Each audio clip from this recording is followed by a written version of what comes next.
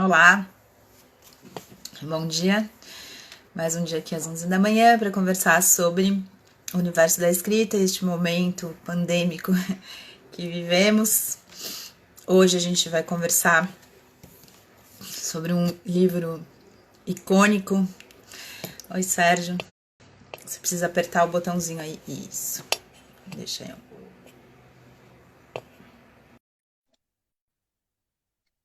Um leitor assíduo do Grande Sertão Veredas, que é o livro sobre o qual a gente vai conversar hoje.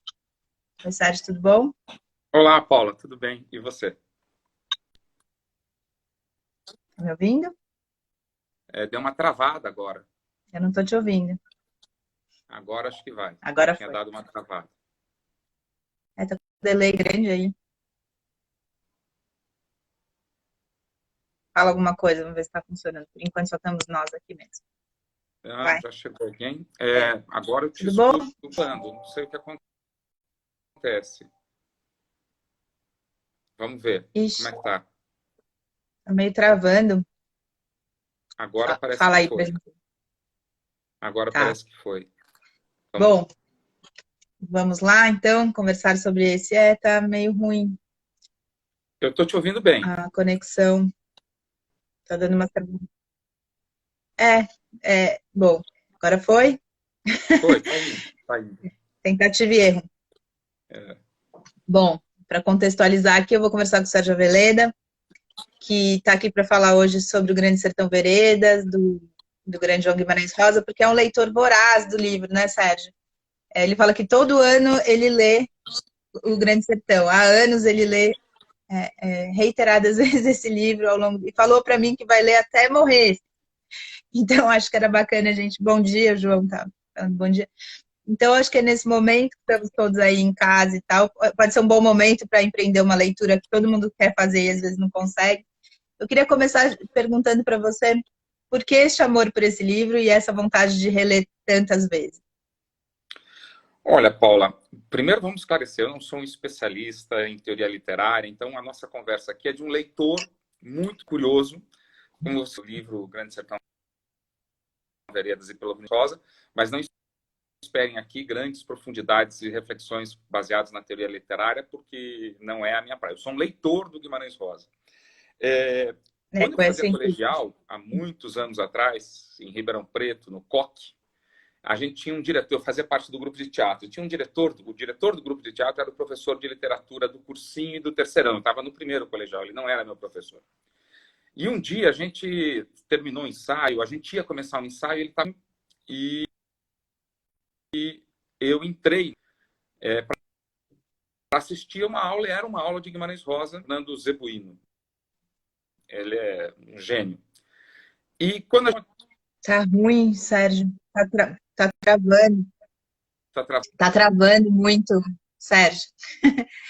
o Conversa que com ele. a gente faz? Você tá perto? Você tá perto do Tô negócio do do lado roteador aí, tá? do Wi-Fi e o meu sinal aqui está bombando. Caramba. Bom, vamos lá. Você estava contando Então, que você estava no primeiro colegial, o professor era do isso. terceiro, e E aí, um dia eu entrei numa aula dele e a aula era de Guimarães Rosa e eu fiquei fascinado da maneira como ele contou o que era o Guimarães Rosa, né? E quando a gente terminou uma peça que a gente montou, que chamava Liberdade, Liberdade, do Milor Fernandes e do Flávio Rangel, ele deu de uhum. presente para cada um dos atores. Eu, na verdade, não era ator dessa peça, eu era o sonoplasta. E ele pegou o folder da peça, feito em Xerox, aquela coisa simples dos Mimeógrafo. anos 80, mimeógrafo, e ele escreveu uma Mimeógrafo. mensagem para cada um. E para mim, ele escreveu um trecho do Guimarães Rosa, que é aquele trecho que o Guimarães diz: mire, veja que o mais bonito da vida é que as pessoas não estão prontas, estão sempre se modificando. E aí aquilo ficou. E eu não li o Guimarães Rosa. Passou a minha juventude, entrei na idade adulta e eu só tinha lido uns poucos contos do Guimarães Rosa.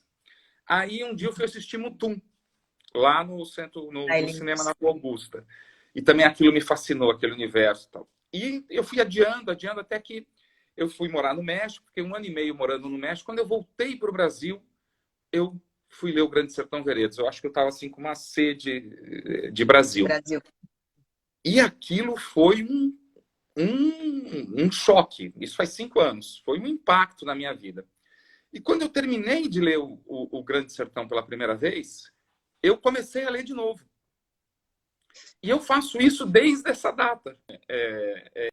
Eu termino e começo. E agora, que eu comecei foi em dezembro, eu estou lendo de outro jeito. Eu estou parando e anotando, por exemplo, cada personagem que aparece, cada animal que aparece, cada planta, cada lugar, e os lugares eu estou plotando no Google Earth, fazendo assim um mapa virtual das localidades, claro, fictícias, outras são verdadeiras. E é fascinante, você está na história, vai olhar foto daquele rio, daquela paisagem. Então, eu sou fascinado pelo livro. E é o que eu te disse, eu não pretendo parar, porque cada leitura é uma viagem nova que você faz nesse universo, né? Talvez esse bate-papo me fez pensar muito nesse final de semana. Eu começo a ler agora livros sobre o Grande Sertão Veredas, né? Aí sim, já me aprofundando na teoria literária e tal, em torno disso. Uhum. Eu acho que era bacana pontuar que eu te chamei exatamente por isso, né? Porque tem um olhar de leitor, que eu acho que muitas vezes a gente não privilegia, né? E o leitor, na verdade, ontem eu conversei com o Eduardo Lacerda, dono da Patois, e ele falou muito disso, né? Como é que a gente forma leitores, né? Então é bacana poder olhar pelo viés do leitor, né? Um leitor apaixonado por um livro. A ideia é exatamente essa. E aí eu acho que era bacana você poder falar disso, que poucas vezes a gente realmente relê um livro, né? Eu achei muito legal você falar isso, de você ir relendo e olhando de outras formas, né? Como é que você entra na história a partir da segunda, terceira vez que você leu?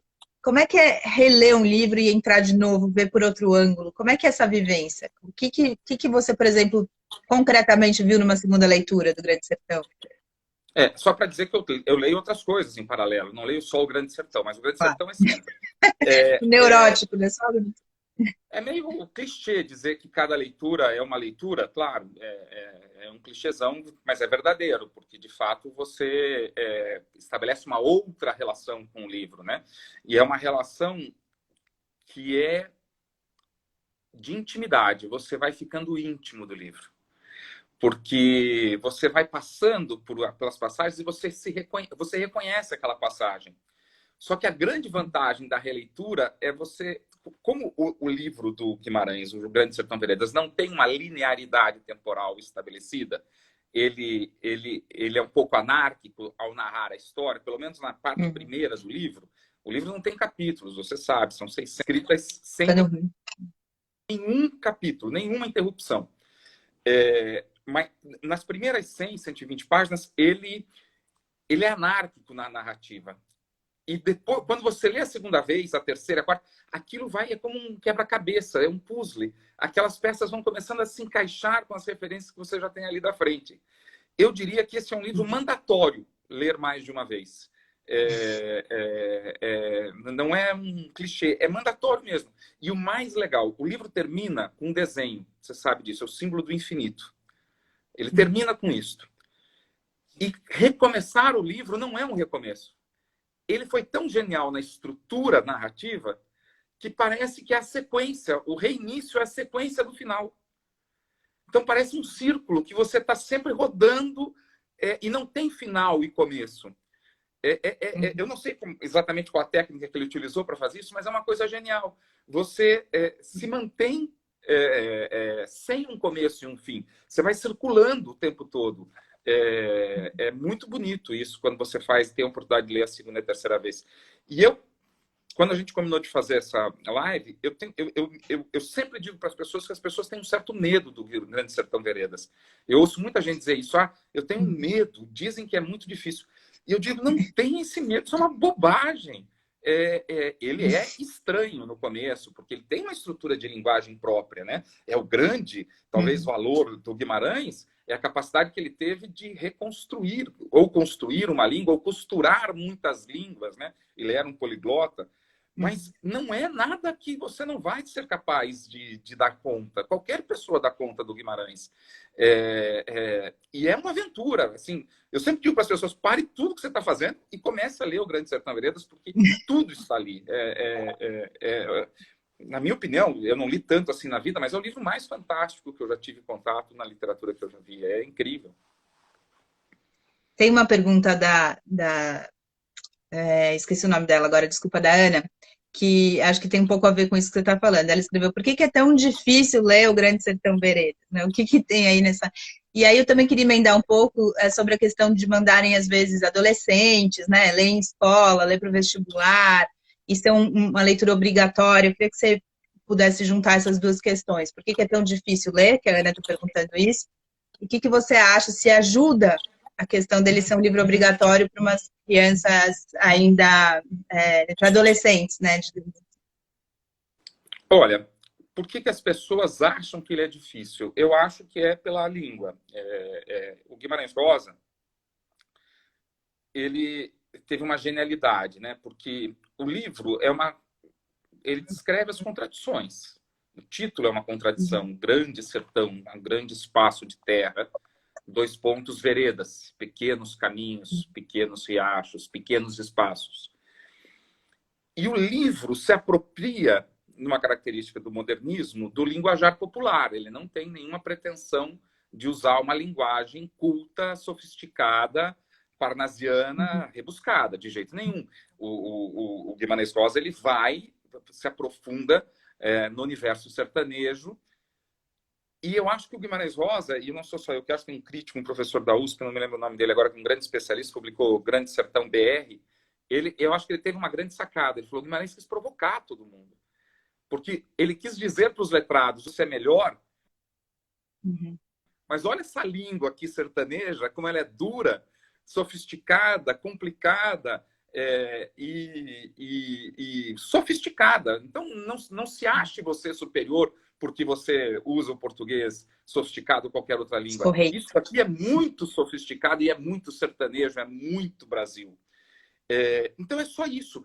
E você se acostuma. Se você enfrentar a aspereza inicial desta linguagem, depois ela fica fascinante, depois ela fica praticamente musical. Ela é muito sonora. Essa língua do Guimarães, você escuta os animais, você escuta como se aquilo fossem palavras, como se o coachar do sapo vira uma palavra. O tiroteio vira palavra. Então é só esse estranhamento. Mas depois que você entra nesse universo, e você não tem que se preocupar, é como eu acho que lê em inglês. Não fica preocupado de entender o sentido de cada uma das palavras. Muitas delas não estão nem no dicionário. Eu acho que quando você vem para frente, fica pior o som. Se você ficar como você está... O Guimarães vai fazendo a gente falar assim, né? Gesticular, de vez ficando animado. Acho que se você ficar mais aqui, na hora que você vem para frente, pior o som. Trava. Então, eu recomendo às pessoas...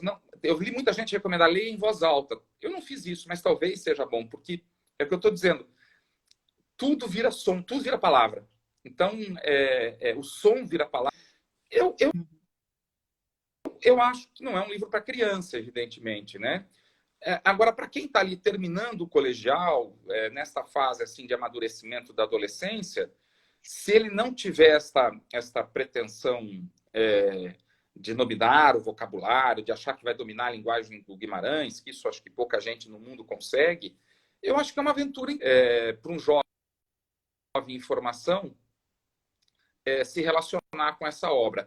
E você pode começar com o Guimarães, com os contos, né? Com Sagarana, Primeiras Histórias, que são profundos, mas curtos, né?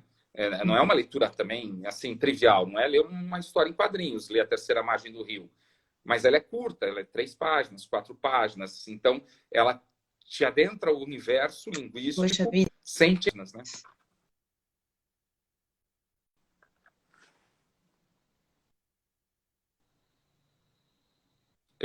Tá travado. Tá bem travada. Vocês que estão ouvindo, vocês estão ouvindo bem? Para mim tá bem travada. Você fala, fala, agora para. Travou. Eu não sei muito o que... Você falou que tá do lado do roteador aí.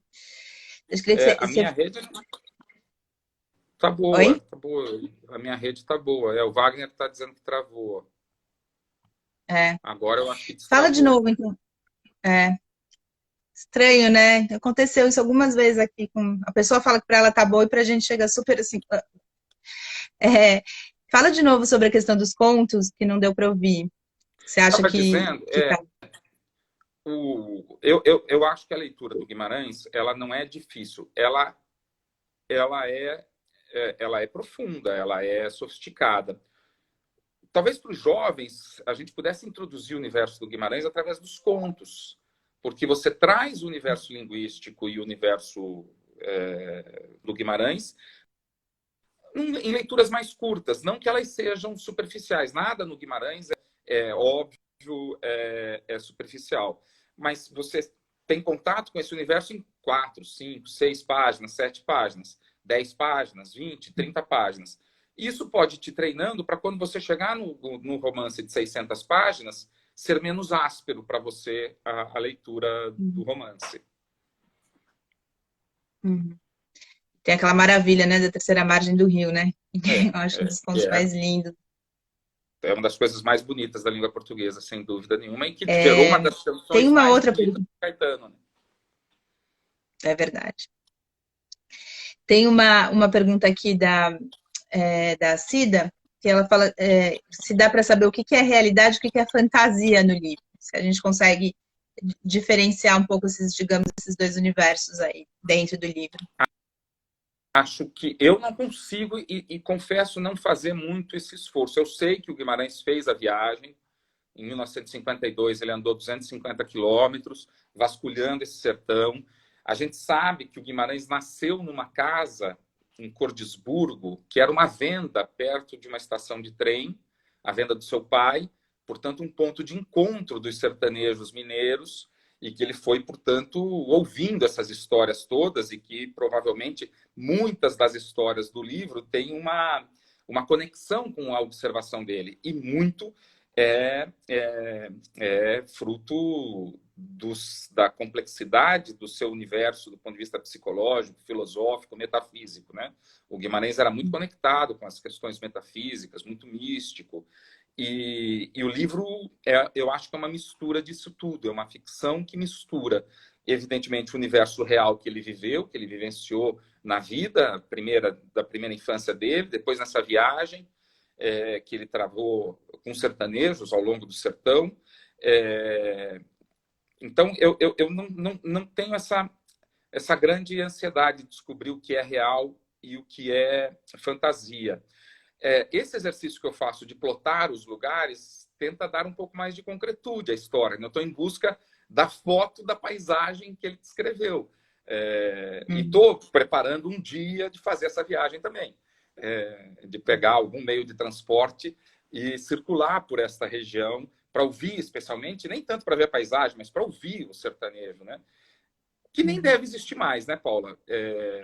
Esse mundo que o Guimarães descreve talvez nem exista mais, né? A contaminação do mundo urbano, a chegada do mundo urbano no sertão, talvez esse universo já não exista mais, né?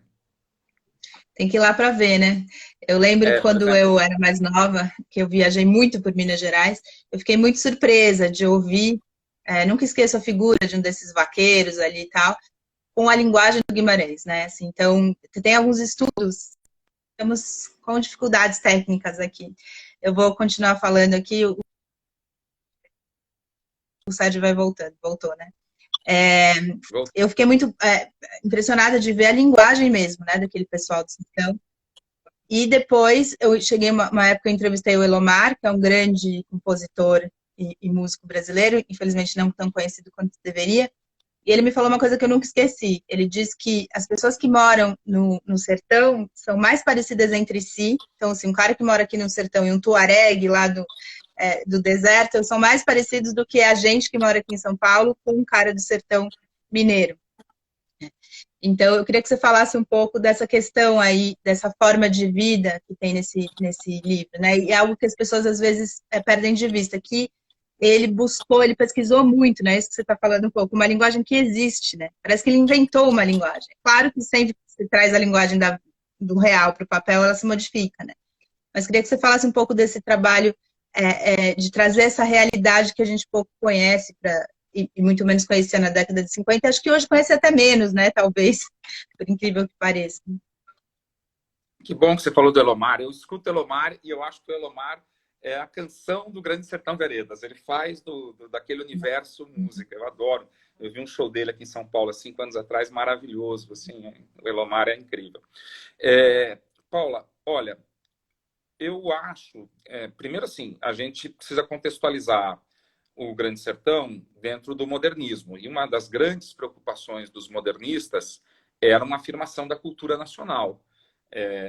A Semana de 22, Macunaíma, se relaciona muito com o Grande Sertão Veredas. Quer dizer, uma preocupação imensa de mostrar um Brasil, de se apropriar da língua portuguesa, falada pelos brasileiros, falada pelos sertanejos, é uma preocupação muito intensa, né? O Guimarães, ele faz um mix das duas primeiras fases do modernismo. Ele mistura essa preocupação com a cultura, com a língua portuguesa, a construção de uma língua portuguesa e o regionalismo, né?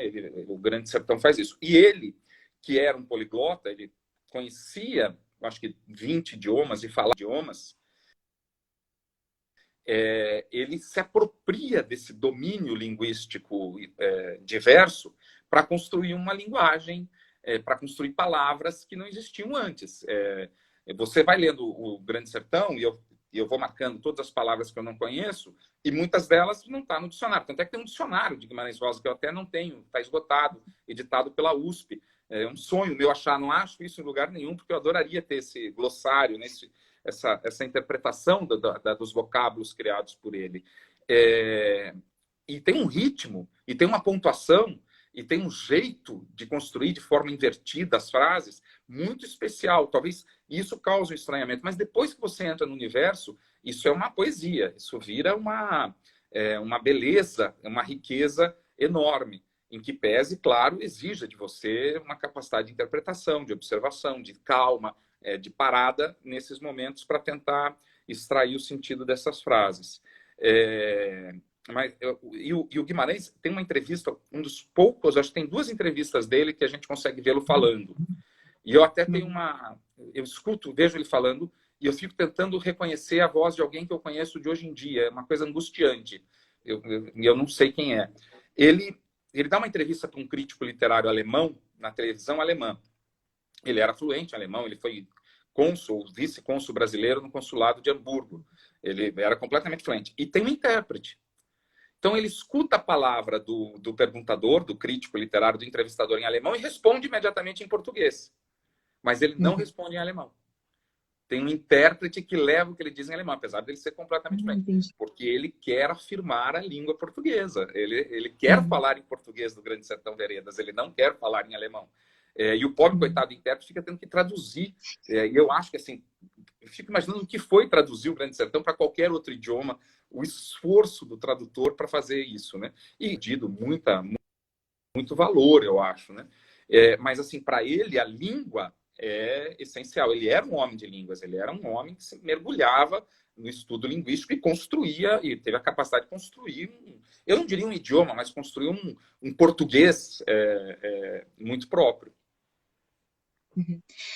Tem um livro que eu tenho aqui, são as cartas do tradutor alemão para ele, né? Compilaram tem um livro desse tamanho, que eu não sei se você tem, é muito divertido. Ele levou muitos anos para conseguir traduzir, né, para o alemão. Não tenho. O Wagner, ele pediu. Eu tenho aqui. Depois eu te mando talvez tenha algum site de sebos e tal. Eu nunca li, mas quando eu vi, eu peguei e trouxe para mim, porque eu falei, isso daqui é um tesouro. Né?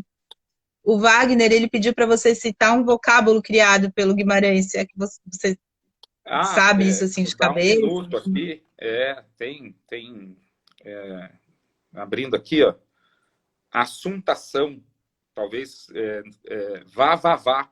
Ele diz aqui, ó, eu abri aqui por coincidência. Se vivia numa jóvia, medindo mãos, em vá e conversa de festa tomando tempo. Vá ele não criou, tá aqui, tem no dicionário, né? É tumulto, mutim. Assuntação é bonito, né? Ele usa, né? Aqui, ó. Se me entende, senhor ver, essa tarefação, o tratear dava alojo e apreço. Apreço com 2 S's, não é o apreço, deve ser. Que é do verbo apressar, né? Eu não estou achando aqui uma que ele criou. Vamos procurar aqui.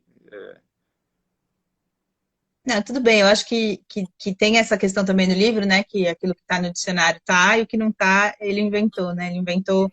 Ou, na verdade, tem essa questão, né? Ele trouxe para dentro do livro, né? De uma linguagem aí sertaneja, né? Que muito Abri eles aqui falavam, né?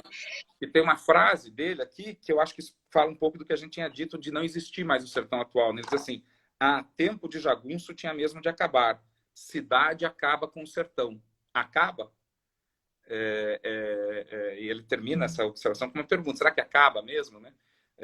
O que a gente estava falando, talvez esse sertão já não exista mais. As pessoas não andam mais a cavalo, andam de moto hoje em dia no sertão, né? A moto substituiu o cavalo.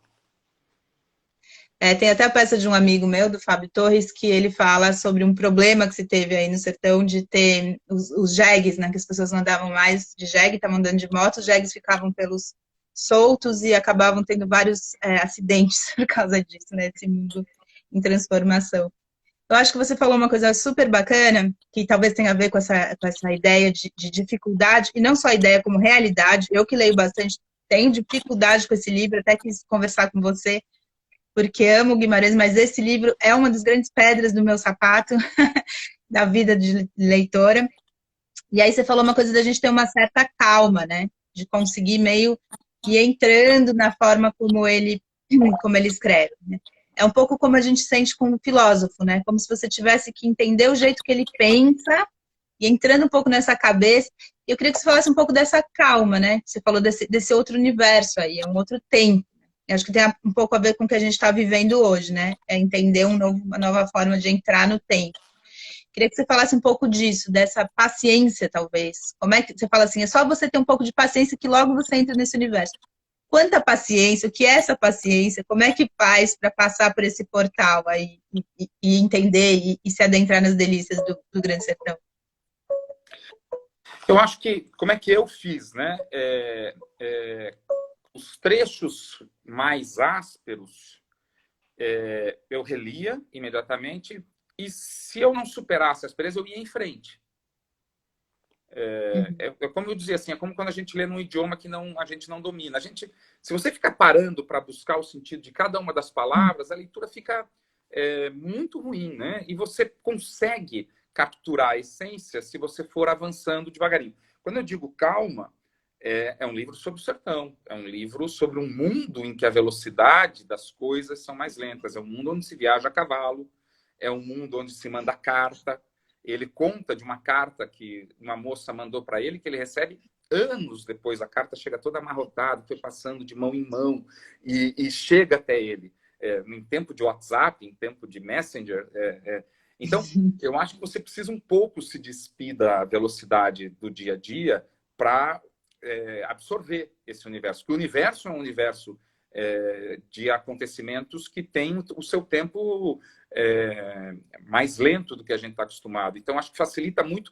E esse período que a gente está vivendo dessa quarentena, talvez seja um período mestre para você adentrar na leitura do Guimarães por conta disso, e também porque é um livro em que ele é um jagunço, portanto, um homem rude, um homem que atirava, que matava, mas ele era professor.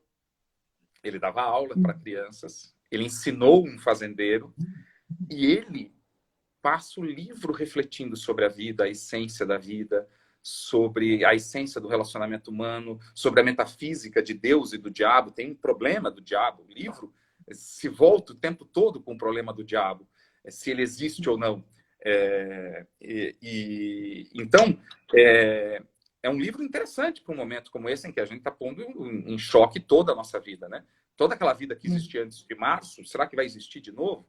Esse final de semana, meu filho me perguntou: pai, quando será que vai ter estádio de futebol cheio de novo? Então, essas reflexões que o Guimarães faz sobre a vida, sobre se a gente controla ou não o nosso destino, sobre o amor, sobre o relacionamento amoroso, ele é um jagunço que resvala num amor por um outro homem, em 1900 e pouco, né? Quando foi escrito, mas a história, eu acho que ela passa antes disso um pouco, né? Não sei se deve ser assim, eu acho que eu sinto a história nos anos 30, mais ou menos, né? A chegada do trem de ferro.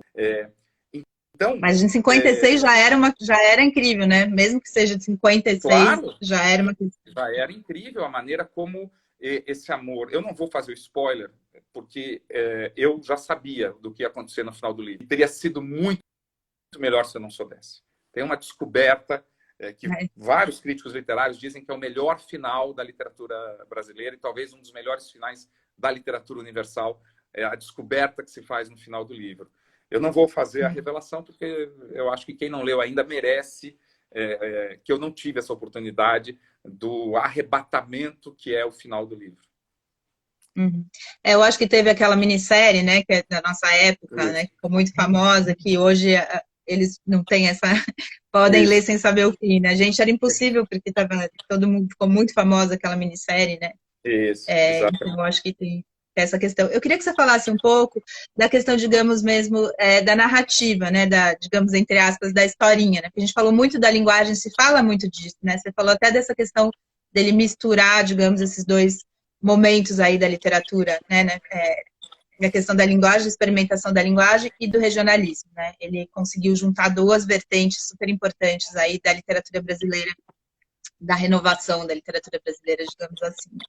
O que tem também, mas tem também a questão da narrativa, né? Uma história que ele constrói junto com essa experimentação de linguagem, né? É como se o livro também tivesse dois momentos, né? Um que a gente adentra, que é o mais difícil, que é o começo, para depois você se envolver mais com a historinha, com a narrativa. Historinha é fogo, né? Falar historinha para mas com a narrativa, né? Como é que você vê essa questão também da si, não só da experimentação de linguagem e tal? Né? A história é um épico. O Guimarães Rosa, nessa entrevista que ele dá pro... Ficou sem som. Ficou sem som? Agora voltou? Tá bem baixo. Ué, eu não fiz nada, juro que eu não fiz nada aqui. Vocês estão ouvindo? Thierry, só eu tá que não tô ouvindo? ouvindo. Um amigo Eita, querido, nossa. Thierry. O Guimarães e seus normal, mistérios. Eu não fiz nada. Não tô te ouvindo, Sérgio. Vocês estão ouvindo, gente? Me fala aí. Eu te ouço. Se vocês conseguem ouvir. O Wagner tá dizendo que eu estou ouvindo? Só eu que não? Tá bom. Bom, então eu vou tentar responder. O Fred tá todo mundo ouvindo, menos eu. O que será que aconteceu? Tá bom, então fala um pouco sobre essa questão da história. Tá normal. Eu vou fechar a janela aqui e ver se eu ouço melhor. Tá bom. A história é a história, como eu disse, de um jagunço que se chama Riobaldo. E olhem aí outra contradição, né? A história de um sertão que remete, não é o sertão nordestino seco, mas o sertão remete a uma coisa seca, né? Uma coisa estéril. E o nome do principal personagem é Riobaldo. É um rio grande, né? É um rio enorme, né? É outra contradição que a gente já observa. O Riobaldo começa contando a história para um ouvinte.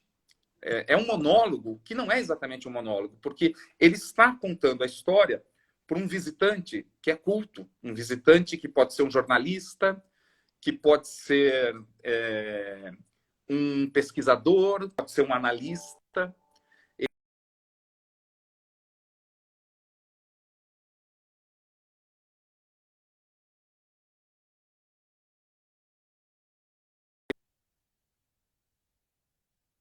Vira fazendeiro. E, portanto, volta e meia, o Riobaldo se volta para esse ouvinte e diz: prezo muito o senhor que me escuta, o senhor que é culto, me diga se eu tenho razão ou não. Mas nunca o interlocutor responde. Você passa o livro todo, nunca você colhe do interlocutor uma frase.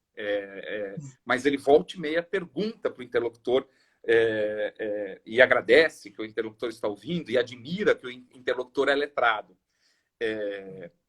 E esse fazendeiro, então, ele nasce, vai morar com um padrinho numa fazenda, o Celorico Mendes, e o Celorico Mendes manda esse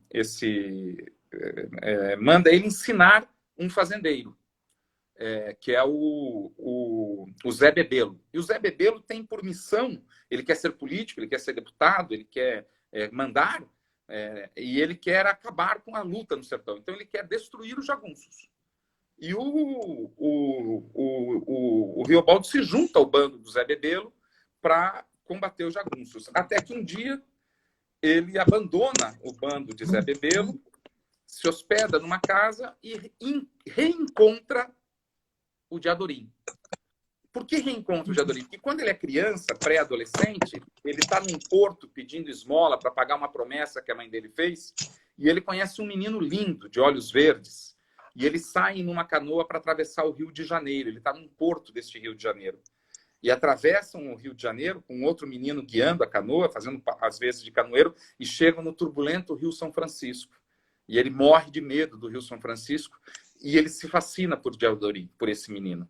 E depois eles voltam e ele não vê mais o Diadorim. Quando ele está nessa casa, ele reencontra o Diadorim. E ele segue com o Diadorim aí num bando de jagunços, liderado pelo Joca Ramiro. E então a história passa a ser, a partir daí, uma história de luta desses jagunços. A primeira grande luta é vencer o Zé Bebelo. Eles vencem o Zé Bebelo, o Joca Ramiro, então o Zé Bebelo é mandado embora da região. Só que aí acontece que uma dissidência do bando de Joca Ramiro decide matá-lo e o mata, que é o Hermógenes. E aí entra a segunda grande luta do livro, que é a vingança de Joca, para vingar a morte de Joca Ramiro, de Diadorim e todo o bando que tinha sido fiel a Joca Ramiro, liderados por Zé Bebelo, seguem para combater Hermógenes. E aí, durante todo o livro, atravessa a discussão do pacto com o diabo. Riobaldo tem uma angústia. Riobaldo é um homem, nesse momento, já que ele conta a história velho, católico, ele conta das missas que ele vai, das rezas que ele frequenta. O compadre, que é uma espécie assim, de um alter ego, o compadre Quelemem, que vai dando os conselhos para ele, é espírita. Ele deixa bem claro, o compadre Quelemem. E ele revela a angústia que ele tem se ele fez ou não um pacto com o diabo. Essa é uma dúvida. E aí o mito de Fausto, né? Mefistófeles, aparece com toda a intensidade.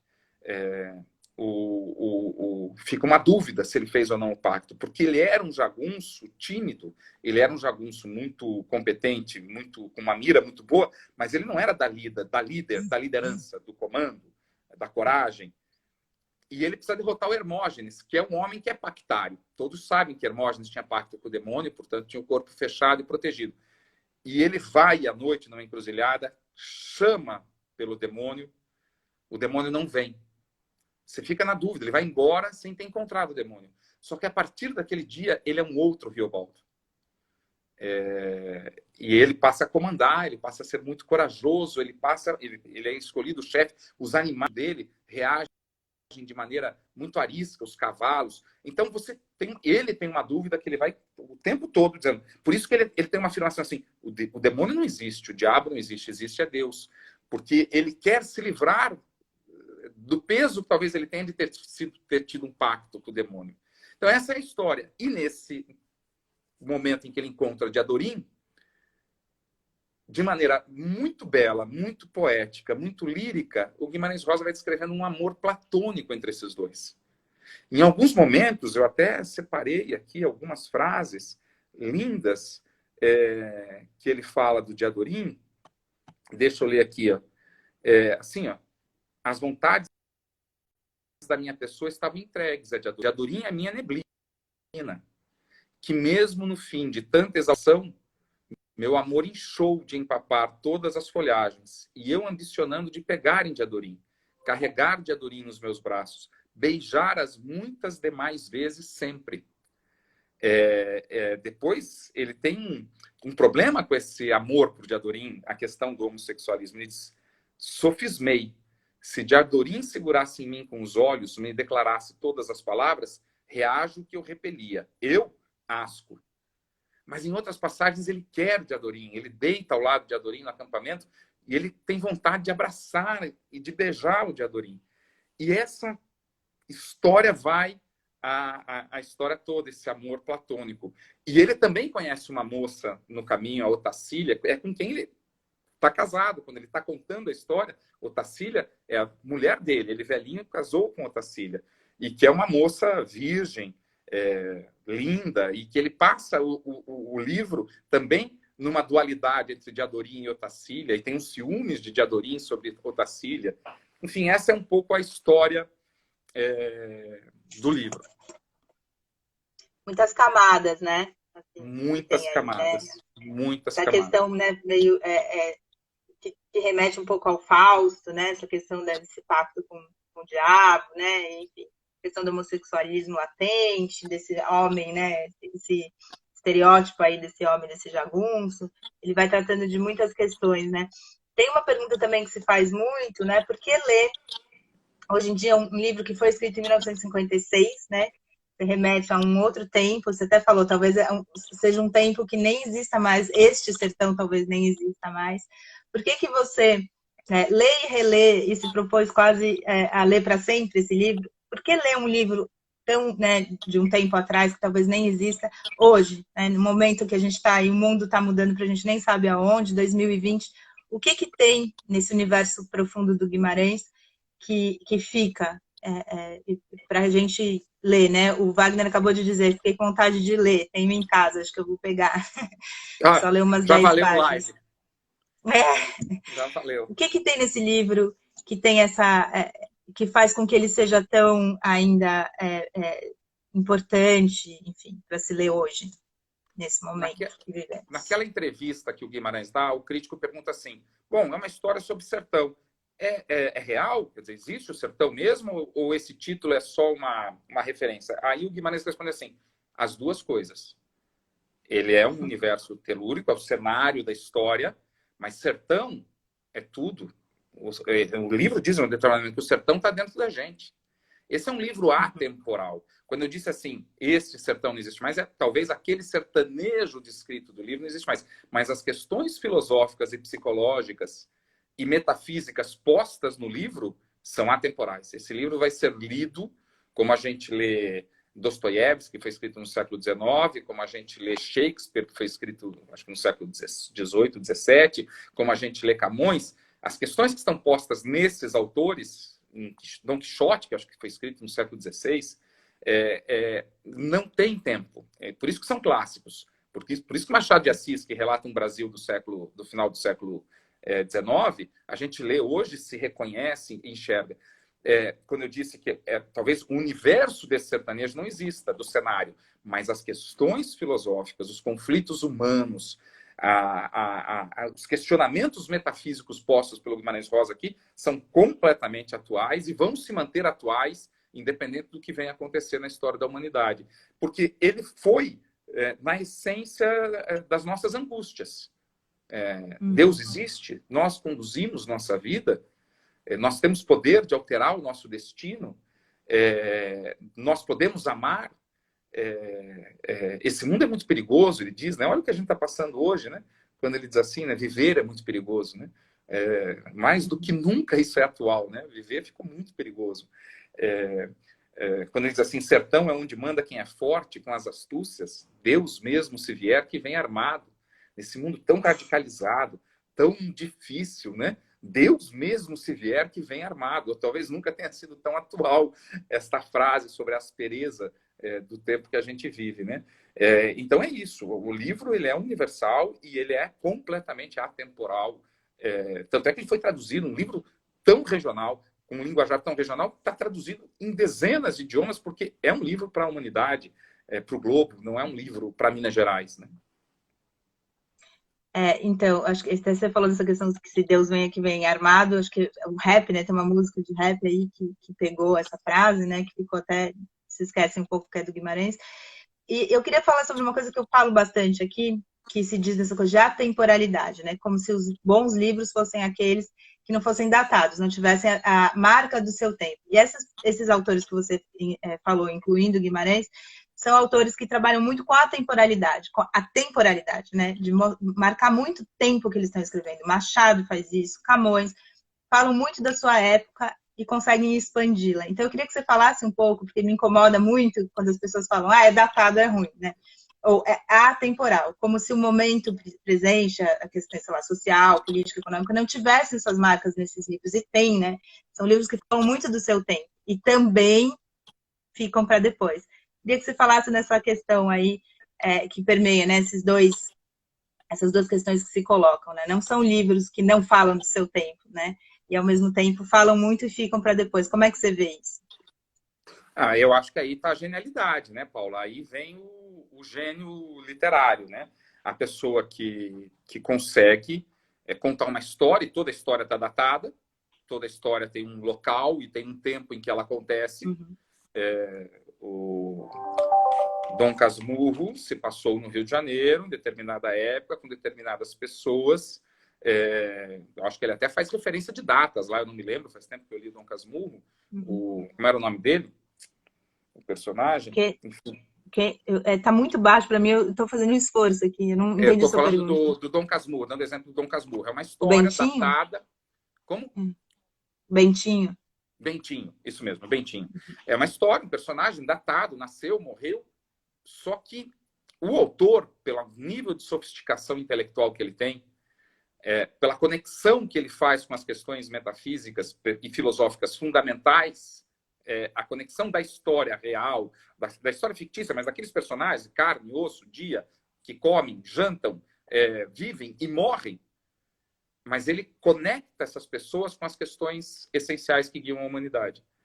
E aí a obra literária, na minha opinião, ganha um valor de atemporalidade, porque você vai estar sempre às voltas com questões, porque estamos aqui, a questão divina, a questão do amor, a questão da metafísica, a questão dos dramas essenciais da vida humana, e especialmente das paixões, né? A literatura tem uma conexão com o amor e com os relacionamentos amorosos muito intenso, e eles estão sempre presentes. Tornam a obra sempre atual, né? Tornam a obra sempre atrativa para o leitor, né? Porque diz para o leitor coisas da vida que ele está vivendo. Uhum. Você falou uma coisa do Guimarães, que ele não gostava de dar entrevista, né? Era uma pessoa um grande autor, né? Que não gostava muito de dar entrevista. Eu lembro de uma frase dele, que ele fala: eu não gosto de dar entrevista porque entrevista não é conversa. Quem vem com a pergunta já traz a resposta. Então, numa época em que a gente tem que ficar nas redes sociais, enfim, que as pessoas cada vez mais têm essa persona, né? Aí, e até mesmo os autores, né? Tem que trabalhar um outro lado que não é bem o lado da escrita. Como é que você vê, você que trabalhou, né, também bastante com essa área política, enfim, com esse mundo muito externo e tal, como é que você vê essa questão desse autor que se coloca tanto aí e que a gente pouco conhece a voz do autor, né? Assim, é um cara que também não se expôs tanto enquanto pessoa, né? E se expôs tanto na obra, né? Tem tanto dele, uma obra tão profunda, enfim. Como é que você vê essa questão do Guimarães, essa frase que eu acho incrível? Olha, Paula, eu acho que é meio comum para autores, né? Eu terminei de ler a quadrilogia da Helena Ferrante, que a gente sequer sabe quem é, né? Ela tenta se esconder de todas as maneiras, porque ela diz que o que ela precisa dizer está dito no livro. Eu acho que o autor, ele fala muito, né? O autor, ele e deve ser muito cansativo para o autor, e talvez não tenha muito o que dizer nas entrevistas, né? Não é só... Eu concordo muito com a frase do Guimarães. A entrevista é isso mesmo, o entrevistador já tem a resposta, né? Ele quer confrontar a sua resposta com um modelo que ele traz pronto. É diferente da conversa, por exemplo, que a gente faz aqui hoje, pretensiosa, que não vai gerar nenhum produto jornalístico que precisa ser entregue, né? Uma conversa de curiosos. Mas a conversa jornalística que gera um produto a ser entregue, ser consumido, o jornalista tem a resposta, ele quer apenas confrontar a sua com um modelo. Isso é muito cansativo, isso é puxado. Isso é parte da vida política, mas não faz parte, eu acho, da vida literária. O autor não precisa disso, né? O que o autor precisa dizer está dito no livro, né? Eu vejo muito poucos autores que gostam da exposição além da sua obra, né? Em geral, são pessoas discretas, né? Acho que o Drummond, por exemplo, era uma pessoa muito tímida, né? Você não vê o Drummond. É raro encontrar participações desses grandes autores em programas jornalísticos e tal, porque, de fato, exaure o que precisa ser dito na obra, né? Tem uma história bonita da filha do Guimarães, né? Ela lançou um livro antes dele morrer, e ele foi ao lançamento, mas ele ficou escondido. Porque ele Um dizia para nome ela, daquele fica difícil esconder, né? se eu aparecer, eu roubo a cena.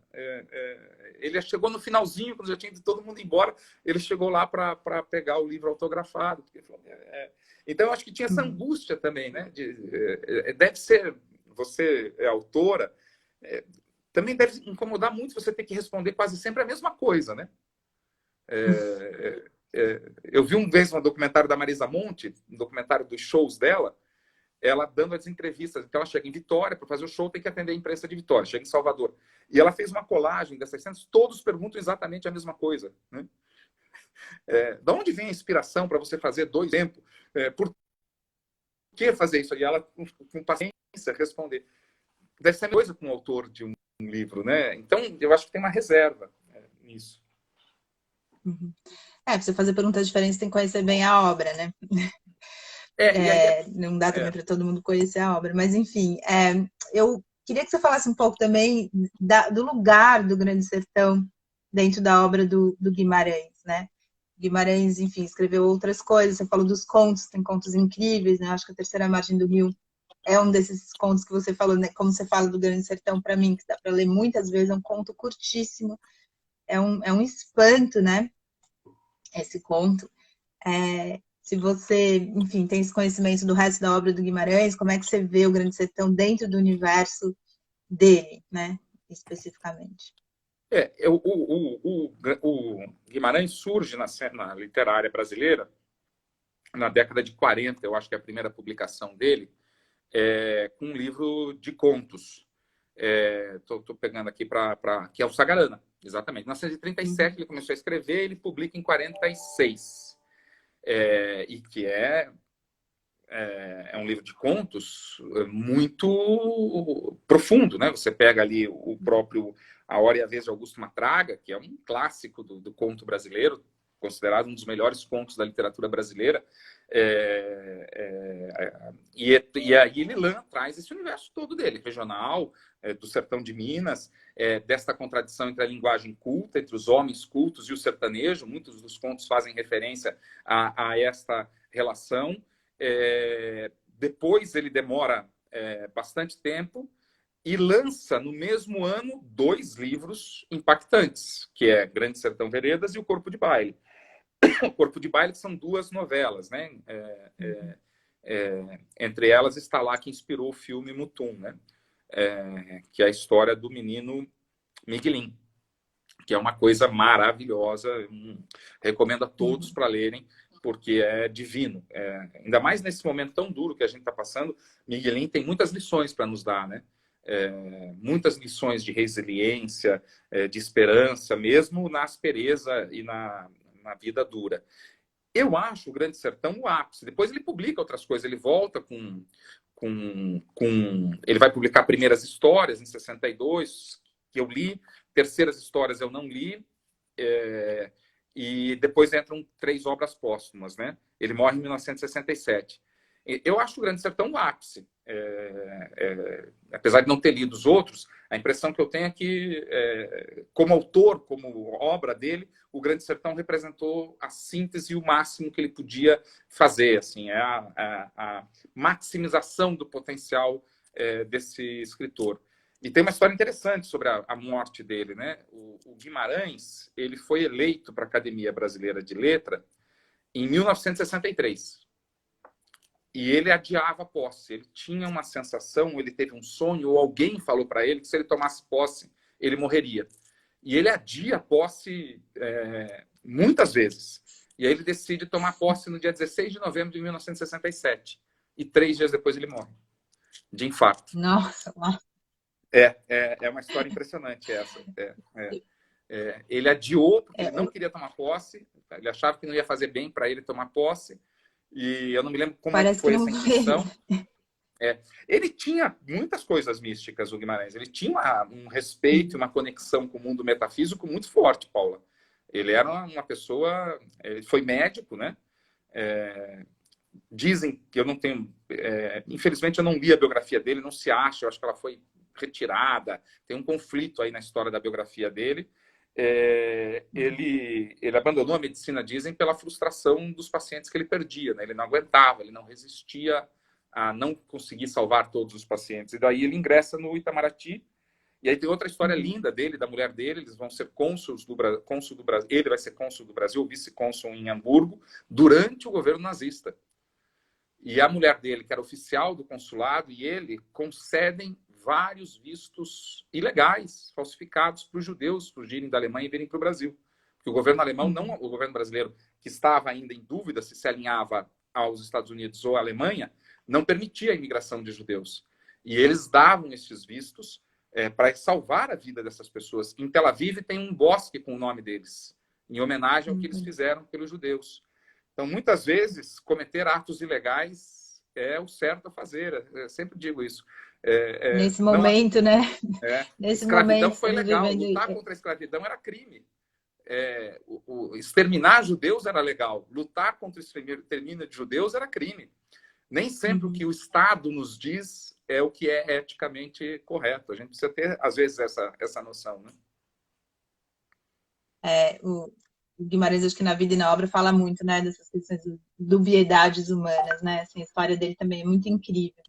A gente está chegando no fim aqui. A gente está conversando 55 minutos. Eu peço desculpa porque o som realmente para mim ficou muito baixo. Eu fiquei um pouco... Não deu para participar tão bem. Mas a gente tem que ir terminando, porque o Instagram nos dá 1 hora, já estamos a 55 minutos. Como eu te disse, voa as conversas, essa hora voa. Eu te agradeço por ter vindo. Queria que você desse um fim, assim, falasse para as pessoas um pouco mais aí, porque ler essa obra cabal neste momento que a gente está vivendo. E aí a gente vai terminando, porque senão fecha aqui. Ele corta, Eu acho que, para terminar, vou pegar o gancho dessa contradição que você falou. O livro fala muito disso. O jagunço que mata é um pai maravilhoso, é um filho maravilhoso. Eu conheci um professor de direito maravilhoso chamado Goffredo da Silva Telly Júnior. E o Goffredo dizia que ele foi presidente do Conselho Penitenciário. E ele conversava com os presos. Ele falou: em todos os presos que eu conversei, em alguma coisa eles eram muito melhores do que eu. Por exemplo, o amor que eles tinham pelas mães era muito maior que o meu amor pela minha mãe. Então, isso está muito presente nos personagens do Guimarães Rosa. Não tem o bonzinho e o ruinzinho. As pessoas são como a gente é, esse poço de contradição. E eu vou terminar, então, com uma frase que o Zebu, meu professor de teatro, me deu, e eu vou dar para vocês de presente, que eu acho uma das frases mais bonitas do livro, né? O senhor mire, veja, o mais importante e bonito do mundo é isto, que as pessoas não estão sempre iguais, ainda não foram terminadas, mas que elas vão sempre mudando. Afinam ou desafinam. Verdade maior. É o que a vida me ensinou. Isso que me alegra montão. Eu acho essa frase fala de algo muito básico, né? Isso, que a gente é uma fonte de transformação o tempo todo, mas de uma maneira poética, como tudo no Guimarães, lindíssima. Obrigado, Paula. Obrigado. E se o Wagner vai começar a ler Guimarães por causa dessa conversa, eu estou realizado, ganhei o dia. Obrigada a você. O Wagner fala que sempre termina no melhor momento, por isso que é bom, né? Falam que é melhor terminar no ápice. Também disseram que a entrevista foi muito boa, bacana que vocês curtiram. Agradeço muito, Sérgio, ter vindo. Meu querido, em que página está esta frase? Está falando garota chata. Eu vou digitar aqui, ó. E aí você procura na internet e vai achar. O Wagner falou que vai ler sim por causa da entrevista. Fico muito feliz. Tá aqui, ó. Começa assim procurando e vai achar. Na verdade, não tem erro. O senhor mire e veja. Tá bom. Obrigadão. Amanhã eu vou estar aqui com o Dibi Carneiro Neto. Isso é incrível de divulgar a literatura. Vou estar aqui amanhã. Bacana. Eu vou estar às 11 da manhã aqui amanhã com o Dibi Carneiro Neto, que é crítico de teatro infantil. Vamos conversar sobre o que faz um crítico de teatro quando não há teatro nesse momento. E é isso. Obrigadão, Sérgio. A gente conversa mais. Parabéns pelo seu empenho aí com as leituras. É isso aí. A gente fica 24 horas no ar, os stories, tá? Tô vendo que tá gente entrando agora. Vai ficar lá. Tá bom. Vamos Vamos assistir. Um abraço, Paula. Um abraço a Tchau, todos aí. outro. Até Fred, mais. tudo de bom, Fred. Bom pedal.